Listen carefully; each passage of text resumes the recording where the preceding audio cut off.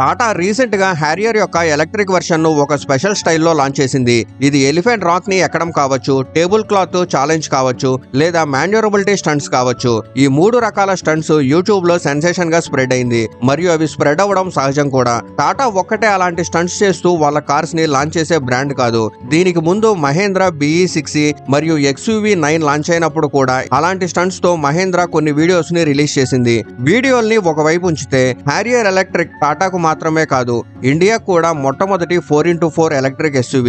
Recent times లో electric vehicles craze గురించి మీ అందరికీ తెలుసు, అది చాలా బాగా పెరిగింది. కానీ టాటా యొక్క ఎలక్ట్రిక్ SUV మహేంద్ర యొక్క BE6 మరియు XUV9 కంటే బెటర్ అయిందా? ఈ రోజు వీడియోలో దీని గురించి పూర్తిగా తెలుసుకుందాం. ముందుగా ఎలక్ట్రిక్ హ్యారియర్ గురించి డైరెక్ట్ గా మాట్లాడే ముందు హ్యారియర్ గురించి కొంచెం చెప్తాను. దీని ద్వారా మీరు హ్యారియర్ ఎలక్ట్రిక్ SUV ఎలా తయారు చేయబడిందో మరింత బాగా అర్థం చేసుకోగలరు. టాటా 2019 లో హ్యారియర్ ను ఇండియాలో లాంచ్ చేసింది. హ్యారియర్ ఒమేగా ఆర్క్ ప్లాట్ఫామ్ పైన ఆధారపడింది, అంటే optimal modular essential global advanced architecture. ఈ ప్లాట్ఫామ్ జాగ్వార్ ల్యాండ్ రోవర్ యొక్క D8 ప్లాట్ఫామ్ యొక్క రీ ఇంజనీర్డ్ వర్షన్. ఈ D8 ప్లాట్ఫామ్ యువోక్, డిస్కవరీ స్పోర్ట్స్ మరియు జాగ్వార్ E-Pace వంటి అనేక కార్లలో ఉపయోగించారు. ఈ ప్లాట్ఫామ్ ను ఎంచుకోవడం వెనక టాటా కారణం ఏంటంటే ఇది చాలా వెర్సిటైల్ మరియు ఫ్రంట్ వీల్ డ్రైవ్ 4x4 మరియు ఎలక్ట్రిక్ వెహికల్ కన్వర్షన్స్ కూడా కెపాసిటీ ఉంది. హ్యారియర్ ను మొదట లాంచ్ చేసినప్పుడు ఇందులో ఫియట్ యొక్క 2.0 litre Multijet 16 valve 4 cylinder turbo diesel engine ఉండేది. ఇది సుమారు 140 bhp పవర్ ను ప్రొడ్యూస్ చేసేది 6 స్పీడ్ మాన్యువల్ గేర్ బాక్స్ తో. తర్వాత ఇంజిన్ పవర్ ను 170 bhp వరకు పెంచారు మరియు 6 స్పీడ్ టార్క్ కన్వర్టర్ కూడా అటాచ్ చేశారు. తర్వాత కొన్ని అప్గ్రేడ్స్ అయితే వచ్చాయి. అక్టోబర్ 2019, ఫిబ్రవరి 2020, ఫిబ్రవరి 2023 మరియు అక్టోబర్ 2023 లో ఫైనల్ గా దీని ఫేస్ లిఫ్ట్ వచ్చింది సఫారీతో పాటు. సేల్స్ నంబర్స్ గురించి చెప్పాలంటే నెలకు 1000 నుండి 1500 యూనిట్లు ఈజీగా అమ్ముడవుతాయి. ఇది ఈ ప్రైస్ సెగ్మెంట్ లో ఒక SUV కోసం మంచి నంబర్. ఇది హ్యారియర్ యొక్క బ్రీఫ్ హిస్టరీ. కానీ హ్యారియర్ 4x4 EV వర్షన్ ఒక కన్వర్టెడ్ EV, బోర్న్ EV కాదు. దీన్ని సింపుల్ గా చెప్పాలంటే కన్వర్టెడ్ EV అంటే ఒక IC internal combustion engine vehicle యొక్క ఇంజిన్ కంపార్ట్మెంట్, గేర్ బాక్స్ మరియు ఇతర మెకానికల్ పార్ట్స్ ను తీసేసి దానిలో బ్యాటరీ మరియు మోటార్స్ ను ఇన్స్టాల్ చేయడం. దీనికి ఎగ్జాంపుల్ నెక్సా, క్రెటా మరియు హ్యారియర్. ఇక బోర్న్ EVల విషయానికి వచ్చేస్తే అవి గ్రౌండ్ అప్ లెవెల్ నుండి EV సెంట్రిక్ డిజైన్ గా చేయబడతాయి మరియు వాటి R&D కి చాలా టైం పడుతుంది. దీనికి ఎగ్జాంపుల్ గా మహేంద్ర BE6 మరియు XUV9. ఈ 2 రకాల EVs కు కొన్ని బెనిఫిట్స్ మరియు డ్రాబ్యాక్స్ అయితే ఉన్నాయి. కన్వర్టెడ్ EV బెనిఫిట్స్ ఏంటంటే వాటి డెవలప్మెంట్ ఖర్చు తక్కువగా ఉంటుంది, ఎందుకంటే వెహికల్ ని స్క్రాచ్ నుండి తయారు చేయాల్సిన అవసరం లేదు మరియు అవి ఫ్యాక్టరీలో త్వరగా ప్రొడక్షన్ చేస్తారు. అసెంబ్లీ లైన్ ఇప్పటికే ఉంది కాబట్టి EVలను కూడా అక్కడే అసెంబుల్ చేయొచ్చు. దీని వల్ల ప్రైస్ కూడా తక్కువగా ఉంటుంది. నష్టాల గురించి చెప్పాలంటే వీటి రేంజ్ చాలా లిమిటెడ్ గా ఉంటుంది, ఎందుకంటే అక్కడ ఉన్న స్పేస్ లో బ్యాటరీ ప్యాక్ మాత్రమే ఇన్స్టాల్ చేయగలరు.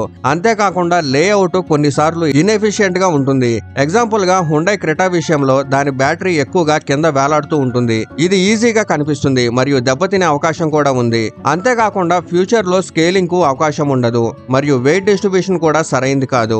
బోర్న్ EV బెనిఫిట్స్ ఏంటంటే వాటి రేంజ్ మరియు కెపాసిటీ ఎక్కువగా ఉంటుంది, డిజైన్ బెటర్ గా ఉంటుంది, ఇంటీరియర్ లో స్పేస్ కూడా ఎక్కువగా ఉంటుంది మరియు డ్రైవింగ్ డైనమిక్స్ బెటర్ గా ఉంటాయి. అయితే నష్టాలు ఏమిటంటే R&D ఖర్చు చాలా ఎక్కువగా ఉంటుంది, ఎందుకంటే వెహికల్ ని స్క్రాచ్ నుండి తయారు చేస్తారు. దీని వల్ల ప్రైస్ కూడా ఎక్కువగా ఉంటుంది మరియు డెవలప్మెంట్ కు ఎక్కువ టైం పడుతుంది. ఇప్పుడు హ్యారియర్ EV గురించి కొంచెం డెప్త్ గా మాట్లాడుకుందాం. ఈ కార్ యొక్క ఇంట్రడక్షన్ ప్రైస్ 21.49 lakhs. ఇది చాలా తక్కువ. బ్యాటరీ స్పెసిఫికేషన్స్ గురించి చెప్పాలంటే ఇందులో 75 kW బ్యాటరీ ఉంది మరియు ఇది 120 kW DC ఫాస్ట్ ఛార్జ్ ని సపోర్ట్ చేస్తుంది. ఇది కేవలం 25 నిమిషాల్లో 250 కిలోమీటర్స్ వరకు రేంజ్ ఇస్తుంది. మీరు 3 రకాలుగా కార్ ని ఛార్జ్ చేయొచ్చు. 15 ఆంపియర్ సాకెట్, 7.2 kW బాక్స్, ఇది సుమారు 10.5 గంటల ఫుల్ ఛార్జ్ చేస్తుంది. మరియు DC ఫాస్ట్ ఛార్జర్ పూర్తి రేంజ్ గురించి చెప్పాలంటే ఇది పేపర్ పైన 622 కిలోమీటర్స్ మరియు రియల్ లైఫ్ లో సుమారు 500 నుండి 550 కిలోమీటర్ల రేంజ్ ఇవ్వాలి. బ్యాటరీ పైన లైఫ్ టైం మరియు అన్లిమిటెడ్ కిలోమీటర్స్ వారంటీ ఉంది, కానీ ఒక కండిషన్ కూడా ఉంది. ఈ వారంటీ ఫస్ట్ ఓనర్ కి మాత్రమే వర్తిస్తుంది. ఒకవేళ ఫస్ట్ ఓనర్ కార్ ని అమ్మేస్తే రెండవ ఓనర్ కి 10 సంవత్సరాలు మరియు 2 లక్షల కిలోమీటర్ల వరకు వారంటీ వస్తుంది మరియు ఇది కారు యొక్క మొదటి రిజిస్ట్రేషన్ డేట్ నుండి కౌంట్ అవుతుంది. హ్యారియర్ EV ఒక 4 వీల్ డ్రైవ్ SUV మరియు టాటా దీన్ని క్వాడ్ వీల్ డ్రైవ్ అని ప్రమోట్ చేస్తుంది. ఇందులో 2 మోటార్స్ ఉన్నాయి. ముందు ఒక హై పర్ఫార్మెన్స్ ఇండక్షన్ మోటార్, ఇది 156 bhp పవర్ ఇస్తుంది మరియు వెనక ఒక పర్మనెంట్ మ్యాగ్నెట్ సింక్రనైజ్ మోటార్, ఇది 235 bhp పవర్ ఇస్తుంది.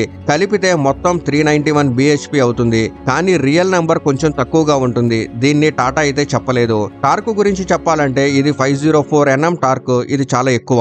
ఈ సెగ్మెంట్ లో అత్యంత పవర్ఫుల్ ఎస్యూవీ ఇప్పుడు టాటా హ్యారియర్ ఈవీ అయింది. అంతేకాకుండా క్వాడ్ వీల్ డ్రైవ్ సిస్టమ్ లో 6 టెరైన్ మోడ్స్ ఉన్నాయి.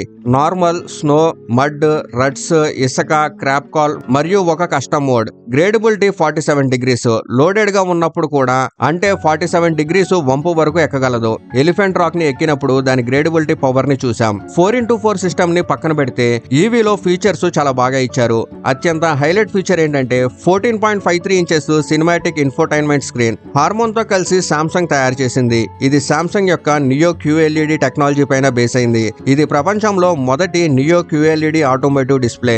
ఈ స్క్రీన్ ద్వారా UPI based car payment systems, games, videos మరియు యాప్ సపోర్ట్స్ తో ఆర్క్ టీవీ, JBL బ్లాక్ యొక్క 10 స్పీకర్ సిస్టమ్, JBL మోడల్ తో మరియు డాల్బీ అట్మాస్ తో ఉన్నాయి. ఇంకా ఇతర ఫీచర్స్ లో పవర్డ్ బేస్ బోర్డు, రియర్ లో 2 65 watts type C chargers, front లో 48 watts charger, wireless charging, 30 kilos వరకు స్టోరేజ్, అడాస్ లెవెల్ 2, 22కు పైగా ఫీచర్స్ తో 7 air bags, electronic stability control, isofix mount మరియు 540 degrees transparent body view camera ఉన్నాయి. ఇది ఇండియన్ మ్యానుఫ్యాక్చర్స్ నుండి మొదటిసారి వచ్చింది. 3 రకాల smart key access, circular remote, digital key మరియు స్మార్ట్ కీ మరియు ఆటో పార్క్ మరియు రివర్స్ అసిస్ట్ కూడా ఉన్నాయి. ఇప్పుడు హ్యారియర్ ఈవీ దాని కాంపిటీటర్స్ తో పోల్చుదాం. ప్రైస్ పరంగా చూస్తే ఇది హుండై క్రెటా మరియు మహేంద్ర BE6 తో పోటీ పడుతుంది, XUV 9 తో కాదు. ఎందుకంటే దాని ప్రైస్ ఎక్కువ. డైమెన్షన్స్ పరంగా హ్యారియర్ క్రెటా మరియు BE6 కంటే చాలా పెద్దది. బ్యాటరీ ప్యాక్ గురించి చెప్పాలంటే హ్యారియర్ లో 75 కిలోవాట్స్, మహేంద్రలో BE6 లో 79 కిలోవాట్స్ టాప్ బ్యాటరీ ప్యాక్ మరియు క్రెటాలో సుమారు 52 కిలోవాట్స్ బ్యాటరీ. రేంజ్ పరంగా BE6 on paper 683 kilometres, Harrier 622 kilometres మరియు క్రెటా దానికంటే తక్కువ. XUV 9 రేంజ్ 656 కిలోమీటర్స్, హ్యారియర్ కంటే ఎక్కువ. ఫీచర్స్ మరియు టెక్ కార్ కావాలంటే XUV 9 బెస్ట్, కానీ పెర్ఫార్మెన్స్ మరియు ఆఫ్ రోడ్ సెంట్రిక్ కార్ కావాలంటే టాటా హ్యారియర్ ఈవీ బెస్ట్. ఎందుకంటే ఇందులో 4x4 system, off roading modes మరియు హై పవర్ ఉన్నాయి.